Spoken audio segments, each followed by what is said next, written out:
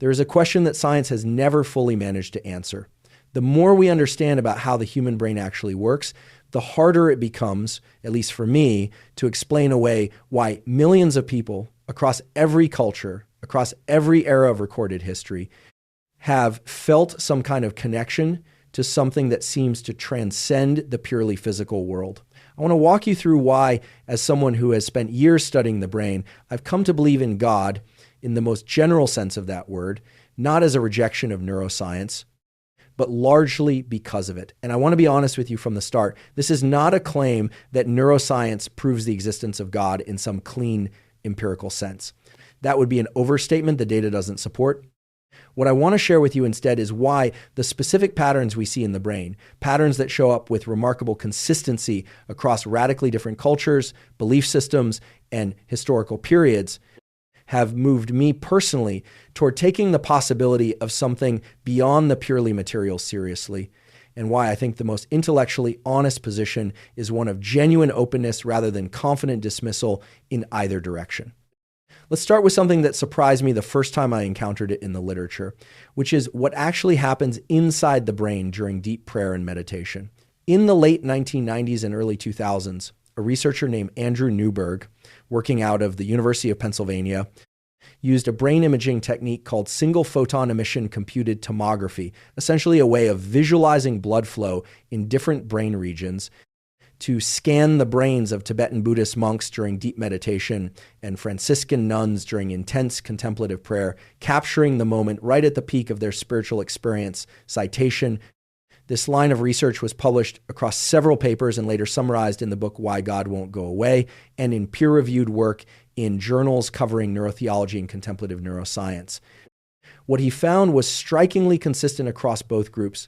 Despite these being entirely different traditions, different theological frameworks, different practices, during the peak of the spiritual experience, there was a marked decrease in activity in a region called the posterior superior parietal lobe, sometimes referred to as the orientation association area.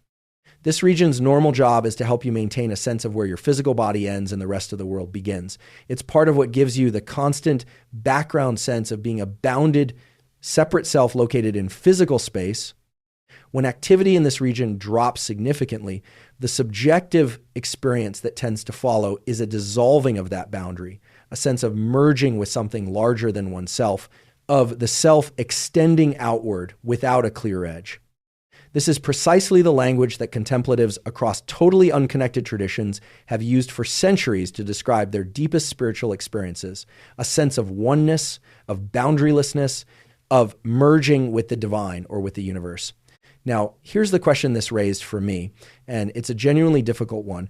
You can look at this finding in two completely different ways, and I think both deserving of serious consideration. One interpretation says this is simply the brain generating an illusion, a neurological glitch that produces a false sense of transcendence, nothing more than misfiring parietal neurons dressed up in spiritual language. The other interpretation says perhaps this circuitry exists precisely because it allows the brain, under the right conditions, to perceive something real that our ordinary, boundary-drawing mode of consciousness normally filters out or obscures. Neuroscience on its own cannot definitively adjudicate between those two interpretations. It can tell us what's happening in the tissue. It cannot tell us with certainty what that neural event means metaphysically. And I think that's actually one of the most underappreciated points in this entire conversation. The fact that a brain state correlates with an experience does not automatically tell us whether that experience is illusory or whether it's a genuine, if unusual, mode of perceiving something true. I want to go a layer deeper here because there's more recent research that I think adds something important to this picture, specifically research on what's called the default mode network. This is a set of interconnected brain regions, including the medial prefrontal cortex and the posterior cingulate cortex, that becomes active when you're not focused on a specific external task, when your mind is wandering, ruminating, engaging in self-referential thought, essentially the neural signature of your ordinary sense of being a continuous narrating self moving through time.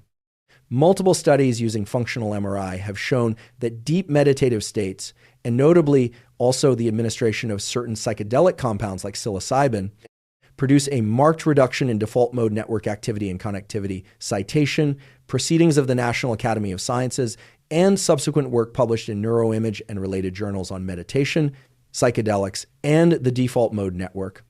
What's fascinating here is that the subjective reports accompanying this reduced default mode network activity are remarkably similar regardless of whether the reduction was achieved through years of contemplative practice or through a single dose of a psychoactive compound. People frequently describe a dissolution of the ordinary sense of self, a feeling of interconnectedness, of unity, sometimes described in explicitly spiritual or mystical terms, even by people with no prior religious background or belief. This is a genuinely strange finding if you sit with it. It suggests that human beings appear to possess a kind of built-in neural capacity for experiences that get consistently described across cultures, across belief systems, across whether the person approached the experience religiously or not, using the vocabulary of transcendence, unity, and the sacred. That consistency, to me, is worth taking seriously. It's not proof of God, but it is evidence that whatever is happening here is not a random cultural artifact confined to one religious tradition. It appears to be something closer to a built-in feature of human neurobiology that different cultures have independently reached for similar language to describe. I also want to bring in the cross-cultural anthropological piece here because I think it strengthens this observation considerably.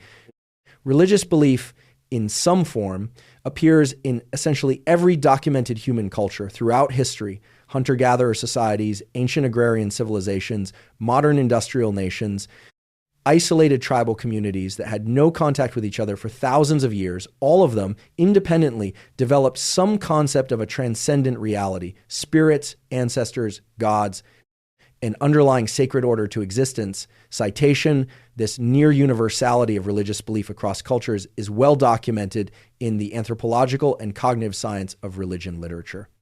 Now, there's an important competing explanation for this that I want to present fairly, because intellectual honesty requires it. Cognitive scientists studying religion, people like Pascal Boyer and Justin Barrett, have proposed that this universal tendency toward religious belief can be explained as a byproduct of ordinary cognitive machinery that evolved for entirely different non-religious reasons. One well-studied example is what's sometimes called the hyperactive agency detection device. The idea that our brains evolved a strong bias toward assuming that ambiguous events, a rustle in the grass, an unexplained sound at night, were caused by an intentional agent rather than a random physical process. Because in an ancestral environment, mistakenly assuming a predator was present when there wasn't one costs very little, while failing to detect an actual predator could be fatal. Citation, Justin Barrett, Why Would Anyone Believe in God? And related cognitive science of religion literature. Under this view, religious belief in invisible agents, gods, spirits, ancestral watchers, is simply this same threat detection machinery misfiring in the direction of the supernatural, a kind of evolutionary spandrel rather than evidence of anything real. I think this is a genuinely serious argument, and I don't want to wave it away. It offers a coherent, naturalistic explanation for why religious belief might be so widespread without requiring anything transcendent to actually exist. But here's where I personally find it incomplete. Not wrong, necessarily, but incomplete. The hyperactive agency detection hypothesis explains reasonably well why humans might be biased toward believing an agent caused an ambiguous event. It's less successful, in my view, at explaining the specific, rich, cross-culturally consistent phenomenology of the mystical and unitive experiences we discussed a moment ago, the dissolution of self-boundary, the sense of merging with something larger, the specific parietal lobe changes that accompany it. An overactive threat detection system predicts that people would be quick to attribute agency to a startling noise. It doesn't obviously predict that across unconnected cultures, deep contemplative practice would reliably produce a very specific, describable neurological and experiential signature centered on the dissolution of self-boundary rather than, say, heightened threat vigilance.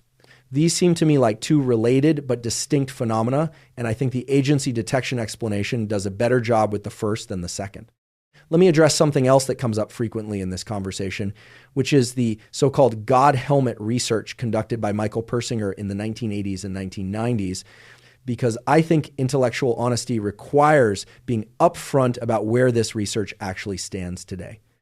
Persinger proposed that weak magnetic fields applied to the temporal lobes could induce a sensed presence, an experience some participants described in spiritual or religious terms, and this became widely reported as evidence that religious experience was simply an artifact of temporal lobe stimulation, essentially nothing more than an electrical trick that could be replicated in a lab with a modified motorcycle helmet.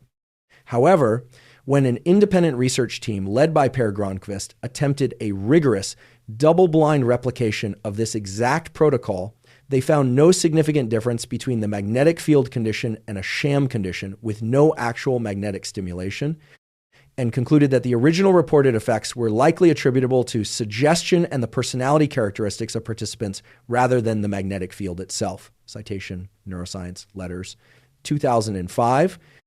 I bring this up specifically because I think it's important not to overstate the science has debunked religious experience narrative that circulated widely in the media based on Persinger's original claims. The actual, more rigorously replicated science here is considerably more uncertain and more interesting than that popular narrative suggests, and I'd rather be honest about a failed replication than cite research that didn't hold up simply because it fits a tidy narrative. Now let's talk about something that cuts in the opposite direction from where a lot of people expect this conversation to go, which is the research on intercessory prayer, meaning prayer offered on behalf of someone else, typically for healing. This is an area where I think the evidence genuinely does not support what many religious traditions claim, and I want to be honest about that rather than cherry-picking only the findings that support a comforting conclusion. One of the largest and most rigorously designed studies on this question, published in the American Heart Journal in 2006, examined patients undergoing cardiac bypass surgery, randomly assigning them to groups that were prayed for by strangers versus groups that were not, with patients unaware of which group they were in. The study found no significant difference in complication rates between patients who were prayed for and those who were not, and, in something of a striking twist, patients who knew with certainty that they were being prayed for actually showed a higher rate of certain complications, which the researchers speculated might relate to the performance pressure or anxiety induced by the awareness of being observed and prayed for. Citation, American Heart Journal, 2006, the STEP study on intercessory prayer. I bring this up deliberately because I think a lot of religious and spiritual content online only presents evidence that confirms belief, and I don't think that's intellectually honest, and frankly, I don't think it's necessary.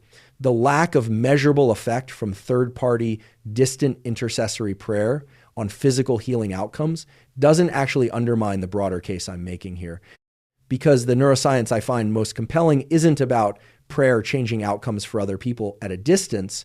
It's about what happens inside the brain and body of the person who is engaged in prayer or contemplative practice themselves. Those are two entirely different claims, and the evidence for each is quite different.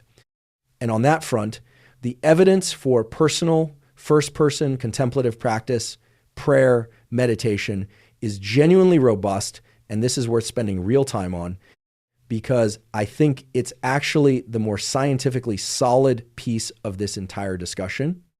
Regular contemplative practice, whether explicitly religious prayer or secular meditation, has been consistently associated with measurable reductions in circulating cortisol, improvements in heart rate variability, a marker of healthy autonomic nervous system function, and reduced amygdala reactivity to stressful stimuli, citation, psychoneuroendocrinology, and frontiers in human neuroscience, meditation and stress physiology research. Structural neuroimaging studies have also found that long-term meditators show measurable differences in cortical thickness in regions associated with attention and interoception, the sense of one's internal bodily state compared to non-meditators, citation, neuroimage, and Harvard-affiliated research on meditation and cortical thickness led by researchers including Sarah Lazar. These are not modest, marginal findings. They represent one of the more consistently replicated bodies of research in contemplative science, and they hold regardless of whether the practitioner frames their practice in explicitly theistic terms or as a purely secular mindfulness exercise. This brings me to something I think is genuinely important and often overlooked in this conversation, which is the role of communal ritual prayer specifically as distinct from solitary contemplative practice. Research on group synchrony, meaning coordinated, rhythmic activity performed together, chanting, singing, synchronized prayer, communal ritual, has found associations with increased release of oxytocin, a hormone closely tied to social bonding and trust, and with heightened feelings of group cohesion and belonging. Citation: this line of research has been explored by researchers including Joseph Bulbulia, studying ritual and cooperation, and related work in the cognitive science of religion on synchrony and social bonding. From an evolutionary standpoint, this offers a plausible account of why communal religious ritual might have been so consistently favored across human societies. It appears to function as an extraordinarily effective mechanism for building the kind of trust and cooperation that allowed early human groups to function, to defend themselves, and to survive collectively rather than as isolated individuals.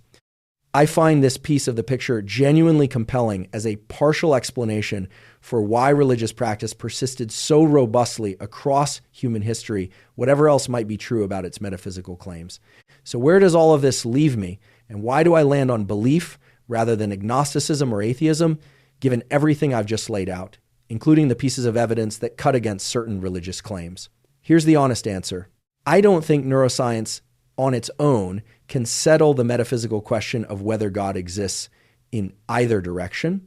And I think anyone who tells you it definitively does, whether they're arguing for or against belief, is overstating what the data actually shows. What neuroscience has done, for me personally, is take away the easy dismissal, the idea that religious experience is simply a primitive artifact, a glitch, nothing more than misfiring neurons that a sufficiently sophisticated understanding of the brain would eventually explain away entirely. The actual research is more interesting and more genuinely uncertain than that. We have a remarkably consistent neurological signature centered on the dissolution of the ordinary sense of self-boundary that appears across cultures with no contact with one another, that produces measurable, replicable physiological benefits, and that has been described using strikingly similar language by mystics, contemplatives, and ordinary people across every documented era of human history. I find myself unable to look at that pattern and conclude with confidence that it's simply meaningless noise. It's genuinely possible that it is. But I think the more intellectually honest position, sitting with the actual state of the evidence rather than either a defensive religious certainty or a dismissive scientific certainty, is one of humility, an acknowledgement that we are looking at something real, replicable, and cross-culturally consistent in human neurobiology, whose ultimate meaning, whether it points to something genuinely transcendent or is a remarkable but purely evolved feature of the human brain, remains a live and open question that the data, as it currently stands, does not force us to resolve in either direction. I also want to touch briefly on something philosophers refer to as the hard problem of consciousness, because I think it's directly relevant here, even though it's a philosophical rather than strictly neuroscientific point. Neuroscience has made extraordinary progress mapping the neural correlates of experience, meaning which brain states reliably accompany which subjective experiences. What it has not done, and what many philosophers argue it may be structurally unable to do using its current methods, is explain why any particular pattern of neural firing is accompanied by subjective experience at all, rather than occurring, as it were, in the dark with no inner experience whatsoever. Citation: this is a well-known open problem in philosophy of mind, associated particularly with the philosopher David Chalmers. I raise this because I think it's relevant to how much weight we should place on statements like, we found the brain region responsible for religious experience. Finding the neural correlate of an experience, even a very consistent and well-replicated one, is not the same as fully explaining that experience. And this is true whether we're talking about the experience of the color red, the experience of falling in love, or the experience of feeling connected to something transcendent during prayer. The correlate is not on its own a complete metaphysical explanation. And I think this general humility about what neuroscience can and cannot tell us metaphysically applies with particular force to this conversation about religious and spiritual experience. I want to be careful here because I know this is a topic where people arrive with very different starting convictions. And I don't think the goal of this conversation should be to convert anyone to a specific religious position or to hand anyone a scientific argument for atheism either. I think the honest, evidence-based position is genuinely somewhere in the middle of the confident claims you'll often hear on either side. If you're a committed atheist, I'd simply ask you to sit with the consistency of the phenomenology across cultures and the specific replicated neurological signature involved, rather than assuming this has all been fully explained away, because I don't think it has been, at least not yet. Not with the rigor that would be required to make that a settled scientific conclusion rather than a philosophical assumption layered on top of the data. If you're a committed believer, I'd ask you to sit honestly with the intercessory prayer data and with the failed replications of things like the God helmet, and resist the temptation to only cite the research that confirms what you already believe, because I think that selective approach actually weakens the more genuinely interesting and more defensible case that does exist. Let me bring this to something practical, because I think even setting the metaphysical question aside entirely, there's real actionable value here, regardless of where you land on belief. If prayer, meditation, or contemplative practice in some form is something you're drawn to or something you already practice, the evidence suggests it's doing something real and measurable for your nervous system, your stress physiology, and very likely your sense of connection to other people if practiced communally. A daily practice of even 10 to 20 minutes of quiet, focused contemplation, whether that's prayer in a religious tradition or secular meditation, has a solid evidence base behind it for reducing physiological stress markers and improving emotional regulation over time. Citation, Journal of the American Medical Association, Internal Medicine, Meditation, and Stress Reduction meta-analyses. You don't need to resolve the ultimate metaphysical question to benefit from engaging seriously and consistently with this kind of practice. And I'd encourage you to try it with an open and honest mind, rather than either forcing yourself into a belief system that doesn't feel true to you or dismissing the entire practice because you've decided in advance that it must be meaningless. What I keep coming back to after years spent looking at this from the inside of a neuroscience lab is this: the human brain appears to be built with the capacity for an experience of self-transcendence that shows up with remarkable consistency across every culture we've ever studied, that produces measurable, beneficial physiological effects, and that has been described by people who otherwise share almost nothing in common, using strikingly similar language across thousands of years of recorded history. I don't think that fact on its own proves the existence of God, but I don't think it's nothing either.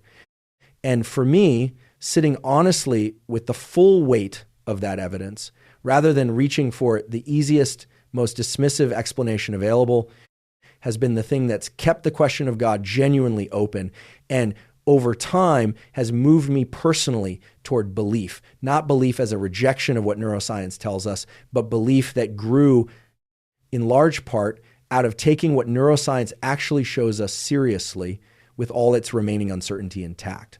This video reflects a personal perspective on an area where genuine scientific and philosophical disagreement exists, and it isn't intended as a definitive scientific case for or against the existence of God, a question that remains and likely will remain outside what neuroscience alone can settle. If these topics bring up difficult personal or existential questions for you, that's a completely normal response to sit with and talking them through with a trusted person, a counselor, or a member of a faith or philosophical community you respect can be genuinely valuable.